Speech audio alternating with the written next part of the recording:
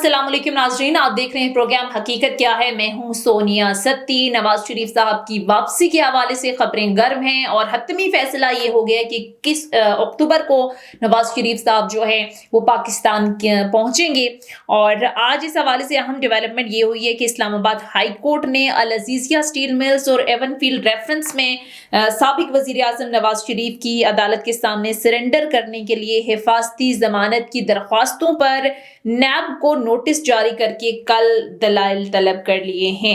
अब सवाल ये है कि क्या नवाज शरीफ साहब की वापसी पर वो गिरफ्तार हो जाएंगे या फिर आज जिस अंदाज में हिफाजती जमानत की दरख्वास्त दी है उनके वकला की जानिब से वो अदालत में जो है वो मानी जाएगी। नवाज शरीफ साहब की वापसी में क्या जो हायल रुकावटें हैं वो खत्म हो चुकी हैं और कितना आसान होगा नवाज शरीफ साहब के लिए मुल्क वापस आना। और जिस अंदाज में PMLN पुरुमीद है कि नवाज शरीफ साहब वापस आएंगे और पूरी की पूरी जो इलेक्शन कैंपेन है उसको अब जो है वो लीड करेंगे नवाज शरीफ साहब। क्या वाकई 21 अक्टूबर को आएंगे और जिस तरह के केसेस उन पर बनाए गए हैं, जिस तरह के केसेस का उनको सामना है, जिसमें अदालत ने उन्हें ज़ाहिर अब्सकॉन्डर डिक्लेयर किया हुआ है, अदालत ने उन्हें इश्तिहारी डिक्लेयर किया हुआ है, बहुत सारे दीगर केसेस हैं संगीन नौयत के, किस तरह से उन केसेस का वो सामना करेंगे ये अहम सवाल होगा। बहरहाल इस सारी सूरत हाल पर आज तफसील से बात करेंगे और बात करने के लिए एक तो मुस्लिम लीग नून के सीनियर रहनुमा शकील अवान साहब हमारे साथ मौजूद होंगे जो मुस्लिम लीग नून का मौकिफ जो है वो देंगे और इसके साथ साथ अदालती जो मुश्किलात हैं उनके लिए क्या हैं, कितना आसान होगा। इसी सारी सूरत हाल पर बात करने के लिए टेलीफोन लाइन पर हमें ज्वाइन किया है बैरिस्टर कमर सब्जवारी साहब। आप एडवोकेट सुप्रीम कोर्ट हैं, बहुत बहुत शुक्रिया सर आपके वक्त का। रहनुमा मुस्लिम लीग नून शकील अवान साहब भी हमें ज्वाइन कर चुके हैं। आप दोनों मेहमानों का बहुत शुक्रिया। बैरिस्टर साहब आगाज आपसे ही करते हैं। नवाज शरीफ साहब की जानिब से हिफाजती जमानत की दरख्वास्त आज दायर की गई है और ये कहा गया कि अदालत तक पहुंचने के लिए गिरफ्तारी से रोका जाए। आपको क्या लगता है कि नवाज शरीफ साहब की वापसी में हायल तमाम रुकावटें खत्म हो गई हैं? आपको लगता है कि वो आसानी से आ जाएंगे अदालत तक? जिस तरह से दरख्वास्त दी गई है इस पर उन्हें कोई मुश्किल का सामना हो सकता है? नामुदु व नुसल्ली व नुसल्लिम अला रसूलिल करीम, आऊज़ु बिल्लाहि मिनश शैतानिर रजीम, बिस्मिल्लाहिर रहमानिर रहीम, अम्मा बाद। मैम बहुत बहुत शुक्रिया कि आपने इस पे मेरे व्यूज के लिए मुझे कहा, अपने व्यूज देने के लिए। मैम जहाँ तक ये सवाल है कि आया जमानत मिलना और जमानत की दरखास्त दी गई है तो वो तो कल एक फैसला जो आना है अपनी जगह, लेकिन इससे कोई प्रेसिडेंट आज से पहले कानूनी नजीर नहीं मिलती जहाँ पर एक कन्विक्टेड शख्स को जमानत दी जाए कि वो वापस आ जाए। क्योंकि नवाज शरीफ साहब का केस इसलिए पेक्यूलियर है कि वो ऑलरेडी उनको सजा अनाउंस हो चुकी थी और वो इस जमानत के साथ, इस बात के साथ अदालत के आगे ये कहते हुए गए थे कि 4 हफ्ते के लिए वक्त दिया जाए और मैं वापस आ जाऊंगा और जेल की तरफ। तो अब अगर इस तरह देखा जाए जो पहले प्रेसिडेंट्स मौजूद है तो वो तो ये है कि कोई कन्विक्शन को सेट असाइड करने के लिए दरखास्त या अपील प्रोसीड की जाए और उसमें कोई प्रोसीडिंग हो।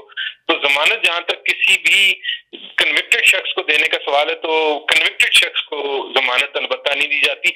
हिफाजती जमानत जरूर दी जाती है उन केसेस में जहां कोई बंदा अगर उसके खिलाफ कार्रवाई हो रही हो और अभी ट्रायल चल रहा हो तो उसको प्रोटेक्शन दी जाती है, क्योंकि एक लफ्ज यूज किया जाता है कि that he may not be embarrassed because of the arrest, और वो पहुंच सके।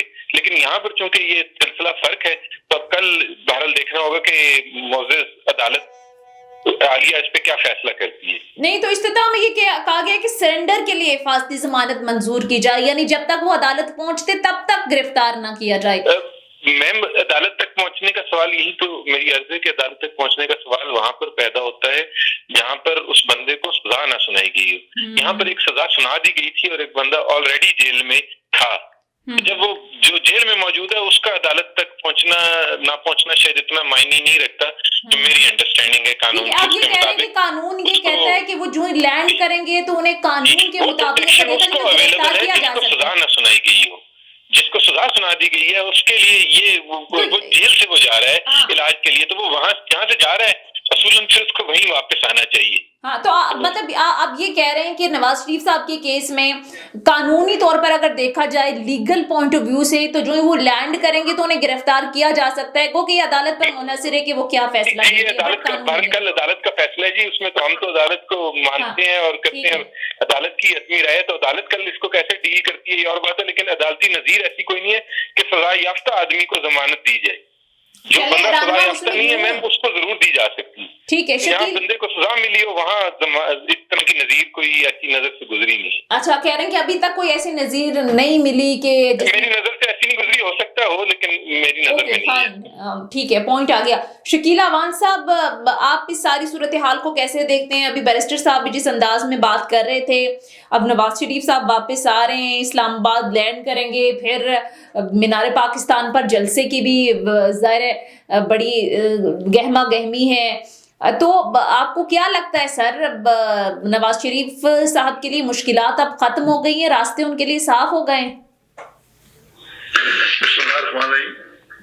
मैं बैरिस्टर साहब की भाई है मेरा, मैं इसकी बात सुन रहा था और ये फरमा रहे थे कि इस तरह की पहले कोई नजीर नहीं। नजीर तो इससे पहले ये थी, इससे पहले वैसे जो मौसूफ ने आगे इस मुल्क का बड़ा गलत किया ना इमरान खान ने, तो वो उसको जब अदालतें रिलीज देती थी, जो कानून जो एक मुल्क का एक ही होता है ना, उन्हें फरमाया जाता था कि आप जो केस अब बना वो तो बन गया, और जो आइंदा कभी केस बनने हैं उनमें भी एडवांस जमानत हो रही है, अभी केस बने नहीं है। तो ये तो एक सीधा साधा सा फॉर्मूला है। हेलो जी जी सर, आपको सुन रहे हैं हम, प्लीज आप कंटिन्यू कीजिए। हेलो जी जी सर, आपको सुन सकते हैं, प्लीज आप कंटिन्यू कीजिए। मैंने कहा कि इससे पहले ये जो दलाल दे रहे ना, इनसे थोड़ा माजी करीब पे भी ध्यान कर लिया करें ना। ये आज तो अदालतें अल्हम्दुलिल्लाह आजाद हैं, आज तो अदालतों में कोई प्रेशर नहीं है।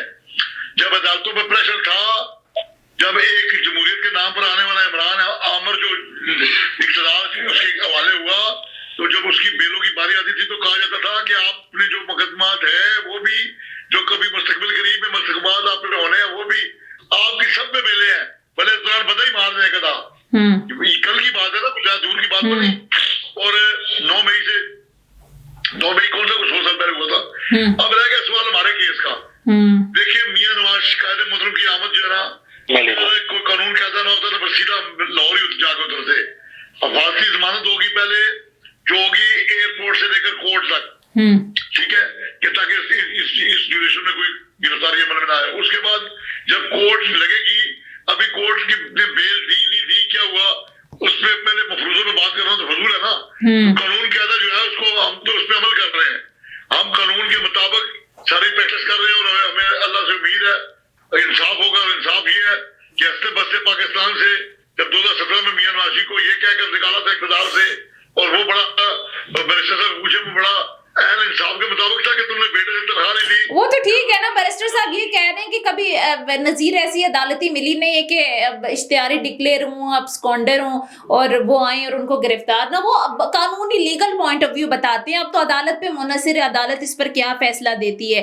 तो अच्छा फैसला हमने कौन सा अनोखा काम कर दिया जो फांसी जमानत अप्लाई की, यही किया ना, एयरपोर्ट से लेकर वहां तक फांसी जमानत हो, आगे तो कोर्ट कर रहा है। जी बिल्कुल बिल्कुल। अच्छा शकील अवान साहब, अब ज़ाहिर नवाज शरीफ साहब वापस आ रहे हैं, लेकिन इलेक्शन का अभी तक कुछ क्लैरिटी नहीं आ रही। आपको लगता है कि अब नवाज शरीफ की वापसी पर ज़ाहिर ये भी कहा जा रहा है कि वो फ्रंट फुट पर आकर इलेक्शन कैंपेन को लीड करेंगे, और अगर नवाज शरीफ साहब वाकई आ जाते हैं और उनको कैंपेन करने की इजाज़त दी जाती है, केसेस से वो बरी-उज़्ज़िम्मा हो जाते हैं, तो फिर आपको क्या लगता है इलेक्शन वक्त पर हो रहे हैं, होने चाहिए? क्या इस पर आपका पॉइंट ऑफ व्यू? कायदे मुहतरम मियां नवाज शरीफ की इलेक्शन से वक्त से होने या कब वक्त पे होने हैं उनका इससे कोई लेना देना नहीं है। इलेक्शन तो कराना इलेक्शन कमीशन ने, और इलेक्शन कमीशन ने जब कहा था तमाम सियासी पार्टियां उसमें मौजूद थी, जब ये तय हुआ कि जो मर्दशुमारी है इसके मर्दशुमारी के डिक्लेयर करने के बाद वो कानून कायदे के मुताबिक नई हल्काबंदियों का उन्होंने उल्टा 1 महीना पीछे कर दिया। 4 महीने का काम 3 महीने में इलेक्शन कमीशन जिम्मेदारी ले ली। तो देखिए ना, इलेक्शन तो अपने वक्त में ही होना ना। और अगर मौलाना फजल रहमान एक बड़ी पार्टी के सरबराह भी है, पीडीएम की, और पार्टी में उनकी बड़ी है, उन्होंने एक दलील के साथ अगर बात की है कि जनवरी में इलेक्शन होते हैं तो बर्फबारी हो रही है, बहुत से हल्के हैं जहाँ पे इलेक्शन नहीं हो पाएगा। तो आप मुझे बताएं इसमें कोई अगर उनकी बात कोई और करना जो है वो मैं समझता हूँ अहल इंसाफ के मुताबिक एक और तो उसमें किया जाना चाहिए। हाँ। कि अगर आधा मुल्क बर्फबारी में घिरा होगा तो फिर कौन सा इलेक्शन फिर दोबारा इतनी बड़ी प्रैक्टिस कौन करेगा।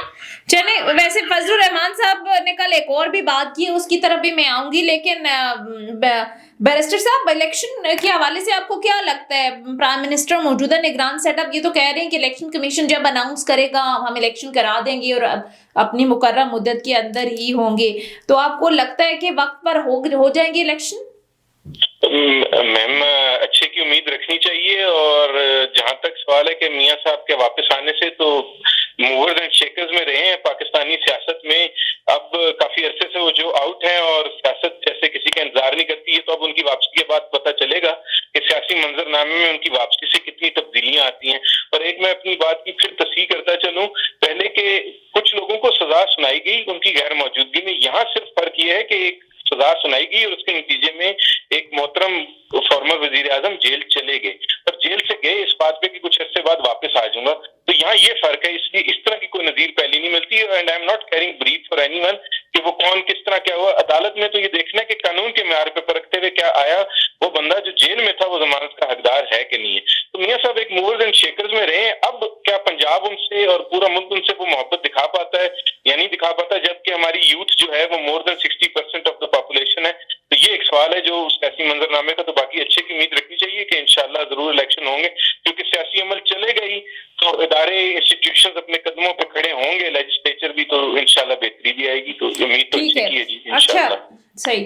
अच्छा शकील अमान साहब, अभी आपने मौलाना फजलुर रहमान साहब की बात की थी, उन्होंने कल एक और बयान दिया, उन्होंने कहा है कि सियासी जमातों को एक दूसरे के लिए गुंजाइश निकालनी चाहिए।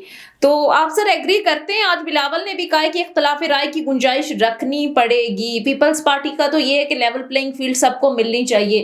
तो सर आप एग्री करते हैं इस बात से मौलाना फजलुर रहमान साहब की? हम तो मेरी बहन, हम तो इस हद तक एग्री करते हैं कि हम पूरी इमरान खान की अपोजिशन थे जब कायदे मोहतरम मियां शबाशी सब जब कायदे से इख्तिलाफ थे, तो हम तो चिल्लाते रहे कि चलो यार बैठो और कुछ नहीं करते हो, मिसा के बेइज्जती कर लेते हैं। तो उन्होंने कहा था कि मैं तो इनसे कर दूं, हाथ मिला लूंगा, मैं इनसे हाथ नहीं मिला सकता, मैं इनके साथ बैठ नहीं सकता, मैं तो ऐसे कर दूं, मुल्क दुश्मनों के साथ बैठूंगा, इनके साथ नहीं बैठूंगा। हमने कब दरवाजे बंद किए हैं और हम कब कह रहे हैं कि लचक नहीं होनी चाहिए?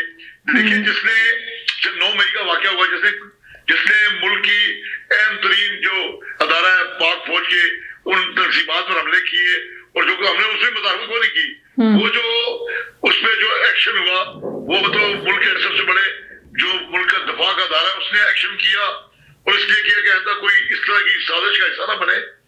तो उसमें मैं समझता हूँ उनका हक बनता था। और उसमें देख ले कि अब रह गया सवाल ये कि वो ये हम पे ब्लेम करे जी, हम पे तो कोई ब्लेम नहीं आता ना। हम तो अगर मौलाना फजलुर रहमान साहब ने कहा अदारे लचक होनी चाहिए तो लचक होनी चाहिए। हमने कब मना किया? हमने कब कहा पीटीआई को इलेक्शन न लड़े? पीटीआई में अगर दमखम बाकी है, अगर देखे ना, अभी भाई मैंने बात कर दी यूथ की, 60% यूथ है, इसमें कोई शक नहीं।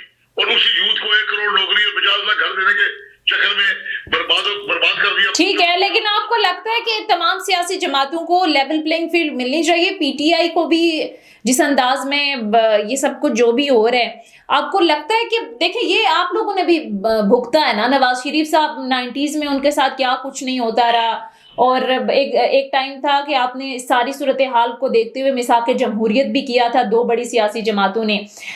इसकी बेसिक रीज़न यही थी, बेसिक जो वजूहत थी वो यही थी कि जमहूरियत को कोई ख़तरा लाक ना हो। और मियाँ साहब हमेशा बाहर बैठ कर ये कहते रहे कि मुंतखब जमहूरी हुकूमतों को जिस अंदाज में गिराया जाता है ये नहीं होना चाहिए। फिर हमने देखा कि उसके बाद जब पाकिस्तान तहरीक इंसाफ की 3.5 साल मुखालिफिन को दीवार से लगाने के लिए आपकी जमात की तमाम सीनियर लीडरशिप और जिस अंदाज में केसेस बने, लेकिन फिर आप लोग आए, आपने भी वही किया। और ये सिलसिला इसी तरह से चलता ही रहेगा सर। सियासी जमातें एक दूसरे के लिए गुंजाइश पैदा करें, अब इख्तलाफात अपनी जगह सही, लेकिन जिस अंदाज में इस्तेमाल होते हैं, जिस अंदाज में एक दूसरे की हुकूमतें गिराई जाती हैं, आपको नहीं लगता ये सिलसिला बंद होना चाहिए? कोई ठीक है, इख्तलाफात आपकी अपनी जगह, लेकिन अब सब के सब सियासी जमातें भुगत चुकी हैं, तो अब तो कम से कम इदराक हो जाना चाहिए कि भाई किसी एक नुक्ते पर राजी हो जाएं, जो आपने उस वक्त मिसाक जमहूरियत किया था। देखिए, गुजारिश है कि हम 2 साल पहले मुझे ख्वाजा साहब रफीक साहब की कौमी असम्बली की तकरीर याद है, उन्होंने कहा था कि हम में से किसी एक को पहल करनी पड़ेगी, किसी एक को माजी भूलना पड़ेगा, किसी एक को बर्दाश्त का जो ना वो अख्तियार करना पड़ेगा रवैया बर्दाश्त। हम तो इस विजन के नवाज शरीफ के विजन के मुताबिक हम कायल है, और हमारे दौर में जो आप हमारा दौर कह रही है, हमारा दौर वही था 17 जब हमसे हुकूमत छीनी की 2017 में कायदे मजदूर मियां नवाज शरीफ साहब से और शहर वासी साहब को फिर हमने बनाना पड़ा। बिल्कुल, उससे पहले भी तो सर इतनी बार तो भुगता आप लोगों ने ना।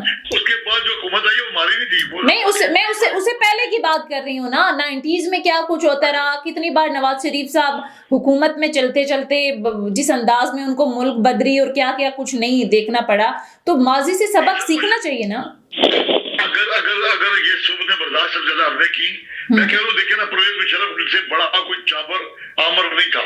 आप मुझे बताएं, उसके जाने के बाद हमने कौन से लोगों से बदले लिए? हमने किससे बदला लिया? और अब जो दौर आ रहा है ना, कायद मोहतरम मियां नवाज शरीफ का विजन है, हमारा ये स्लोगन है कि हम बदला लेने नहीं आ रहे। हम इस लुटी पुटी कौम को कायद मोहतरम के आने के बाद, मियां नवाज शरीफ के आने के बाद इंशाअल्लाह ताला इस कौम का दोबारा हौसला, ठीक है बैरिस्टर साहब, एतमाद बहाल होगा। देखिए सरमायाकार क्यों भाग गया? ठीक है, नवाज शरीफ के आने की खबर आते ही क्यों हर चीज सस्ती होनी शुरू हो गई है? अच्छा, ये नवाज शरीफ साहब के आने की वजह से हो रहा है, या ये मौजूदा निगरान सेटअप जिस अंदाज में क्रैकडाउन कर रही है, ये माफियाज के खिलाफ जो एक पूरी जंग लड़ी जा रही है सर, ये उसके समरात हैं? भी रखे ना, हाँ, भी लेना, उसको वो जिक्र मैं करूंगा ना। अच्छा, मैं गुजारिश कर रहा हूं, देखिए सरमायाकार जो था ना, वो जब सूद 24% में चला जाएगा स्टेट बैंक से, तो सरमायाकार तो दबक गया था, उसने अपना सरमाया लगाने से इख्तिलाफ कर रहे थे। अब वो शख्स आ रहा है जिसने हमेशा, ठीक है, जो खुद कारोबारी शख्स था, उसने इन लोगों को हमेशा तकवीत दी, अच्छी इनकी अपॉर्चुनिटी दी। बाकी रह गया सवाल बॉर्डर सील करने का, तो पूरी कौन मानती है कि उसमें कोई दो राय नहीं कि उनके बोल्ड स्टेप ने स्मगलिंग बंद हुई, डॉलर की स्मगलिंग बंद हुई, इजरात की स्मगलिंग बंद हुई, उससे फर्क पड़ा। ठीक है, बिल्कुल ठीक है। मैं वक्त कम है ना सर, बैरिस्टर साहब को भी शामिल करते हैं खड़ा करेंगे इंशाल्लाह। बैरिस्टर साहब, ये जाहिर है एक बड़ी मायूसी की सी कैफियत हो गई थी 16 माह की जो भी कारकर्दगी रही जमातों की, उसके बाद निगरान सेटअप आया। सर आपको लगता है कि ये जिस अंदाज में क्रैकडाउन हुआ, डॉलर जो है वो गिरा, रुपया मुस्तहकम हुआ, पेट्रोल प्राइसेस कम हुई, जी डॉलर गिरा, उसमें जी आपको लगता है कि ये मैम बीच में आवाज कट गई थी? जी बैरिस्टर साहब, जी मैम आपकी आवाज कट गई थी, आपने मुझे कुछ सवाल किया जी। तो मैं बैरिस्टर साहब ये कह रही हूँ कि ये जो इस वक्त ओवरऑल सिचुएशन है, पीडीएम की 16 माह की कारकर्दगी आपके सामने रही, लेकिन एक रे ऑफ होप हमें नजर आई जिस अंदाज में जो निगरान हुकूमत आई, जिस अंदाज में उन्हें माफियाज के खिलाफ क्रैकडाउन किया, कीमतें किसी हद तक कम जरूर हुई, पेट्रोल प्राइसेस कम हुई, फिर कोशां भी है हुकूमत। तो आपको लगता है कि ये एक रे ऑफ होप है अवाम के लिए कि आगे मजीद बेहतरी होगी इंशाल्लाह? आप भी पूरी उम्मीद है? मैम मैं तो हमेशा कहता हूँ बॉर्न ऑप्टिमिस्ट हूँ, और उम्मीद रखनी चाहिए अच्छी की, और इंशाल्लाह होगी। और हमें सबक इससे सिर्फ ये मिलता है कि कोई भी हुकूमत हो, उसको कानून की अमलदारी पर, रूल ऑफ लॉ पर जोर देना चाहिए, और विदाउट एनी फेवरेट्स जब कानून पर अमल दरामद होगा तो हालात में बेहतरी आएगी। अभी भी जो ओवरऑल जब बेहतरी आ रही है उसकी मेन वजह सिर्फ जो मेरी नजर में वो यही है कि ये इंश्योर किया गया, जो क्वार्टर्स मैटर करते थे उनकी तरफ से कानून पर अमल दरामद कराने को इंश्योर किया गया, और वो इंश्योर हुआ। तो आपने देखा कि डॉलर जो है वो मोर देन 30 रुपीज उसमें डॉलर में डाउनफॉल आया, और करेंसी ने वर्ल्ड बेस्ट परफॉर्मिंग करेंसी बनी। और इसी तरह पेट्रोल प्राइसेस में भी तो ये इससे यही नजर आता है कि जब आपकी नीयत दुरुस्त हो और आप चाहें तो फिर हालात बेहतरी की तरफ जा सकते हैं। और मकसद सिर्फ यही सामने होना चाहिए कि मुल्क की और अवाम की बेहतरी हो, और उसके लिए सबको मिल बैठ कर चलना पड़ेगा, तनाव से हटकर, ईगो से हटकर। तो ये मिल बैठेंगे। वैसे बिलावल भुट्टो ने भी आज बात की है कि इख्तिलाफी राय की गुंजाइश रखनी पड़ेगी। फिर पीटीआई की तरफ से भी मुफाहमत की खबरें आ रही हैं। गुज़िश्ता रोज खबरें आई कि आरिफ अलवी साहब को पैगाम भेजा गया इमरान खान साहब की जानिब से कि हम सियासी जमातों से मुज़ाकरात हो नहीं सकता ना ये। इसमें तो हर सोच के, हर नौ के लोग, हर नौयत के, हर मुख्तलिफ नौयत के लोग, हर सोच के लोग होते हैं, पर उनका मुकम्मल खात्मा तो मुमकिन नहीं है ना मैम। इसलिए बहरहाल ये सोचना पड़ेगा कि ये मिलजुल के ही काम हो सकेगा। ठीक है, तो आपको लगता है सियासी जमातें बैठेंगी, कोई गुंजाइश पैदा करेंगी? आपको कोई उम्मीद नजर आ रही है? सियासी जमातों ने सबक सीखा है माजी से? जी, अगर नहीं सीखा तो किसी न किसी वक्त पे फिर सीखेंगी। सब भुगता तो सबने है। अब आखिरी पीटीआई रहती थी, उनको भी पता चल गया जी कि इस तरह नहीं होगा, एजुकेशनल नहीं चल सकेगा और अकेले सोलो फ्लाइट कोई भी नहीं ले सकता। अब तो दौर भी टीम वर्क का और कलेक्टिव विजडम का है जी, वहाँ इनपुट चाहिए। सही। अच्छा शकील अवान साहब, पीपल्स पार्टी के जानिब से बड़े सख्त बयानात आ रहे हैं। आज मैं सुन रही थी फैसल करीम कुंडी साहब को भी, वो भी ये कह रहे थे कि कैसे हो सकता है कि एक इश्तिहारी मुलजिम है और वो आए और वो गिरफ्तार ना हो। आज बिलावल ने भी बात की, उन्होंने कहा एक शख्स की वापसी के लिए पाकिस्तान की जमहूरियत, आइन और इलेक्शन को रोका जा रहा है। तो सर ये सर्द जंग शुरू हो गई है आप और पीपल्स पार्टी के दरमियान भी? देखिए, पीपल्स पार्टी के पास बयानिया तो है नहीं, बजाय इसकी सिवाय इसके कि वो आसमान की तरफ देख के थूके और वो वापस उनके मुंह पे ही पड़ेगा।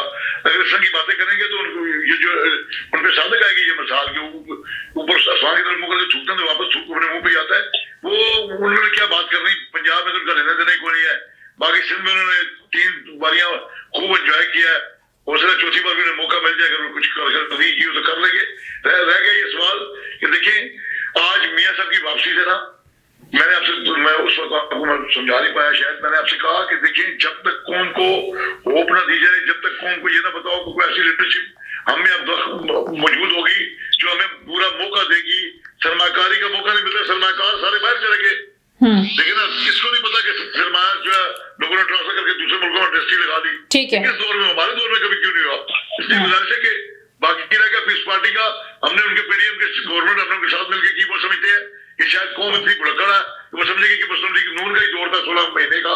हालांकि बिलावल भुट्टो साहब उससे वजीर खारजा थे और अच्छी चीफ मिनिस्ट्री उनके पास थी, सबने खिदमत की खिदमत के जज्बे से। बेनजीर के प्रोग्राम में ये तारीख हुआ कि पीपल्स पार्टी के अपनी दौरे हुकूमत में कभी इतना ज्यादा बजट दिया गया जो मियां शहबाज शरीफ ने। ठीक है, आपका पॉइंट आ गया है। आप बड़ी उम्मीद दिला रहे हैं कि नवाज शरीफ साहब वापस आएंगे तो हालात बदलेंगे, और शकील अवान साहब तो ये भी कह रहे हैं कि इस वक्त नवाज शरीफ की वापसी की खबरों से इतना कुछ हो गया है कि बहुत रिलीफ मिल गया है, तो उनके आने से क्या होगा।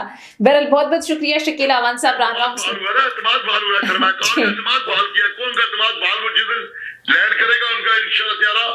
वो जिस तरह से इसहाक डार साहब आए थे, उन्होंने कहा था कि डार आया और डॉलर डर गया, और फिर हमने देखा डार साहब के आने के बाद डॉलर ने मुल्की तारीख की बुलंद तरीन सतह पर पहुंचा।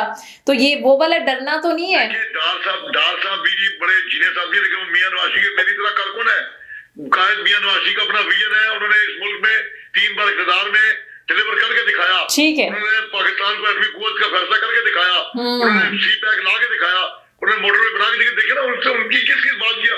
बिजली के अंधेरों से हमें 18 घंटे कुंडी साहब से पूछ लेना, 18 घंटे की लोड शेडिंग आपके दौर में थी, हमारे दौर में थी। हमने इसको दोबारा अंधेरों से रोशनियों में लाए। ठीक है, पॉइंट टेकन सर, वक्त खत्म हो गया। बहुत बहुत शुक्रिया रहनुमा मुस्लिम लीग नून शकील अवान साहब, बैरिस्टर कमर सब्ज़ वाली साहब, एडवोकेट सुप्रीम कोर्ट हमारे साथ प्रोग्राम में मौजूद थे। अब दोनों मेहमानों का बहुत बहुत शुक्रिया। नाज़रीन, हमारा आज का प्रोग्राम फीडबैक जरूर दीजिएगा। अगले प्रोग्राम तक इजाजत दीजिए। खुदा हाफिज।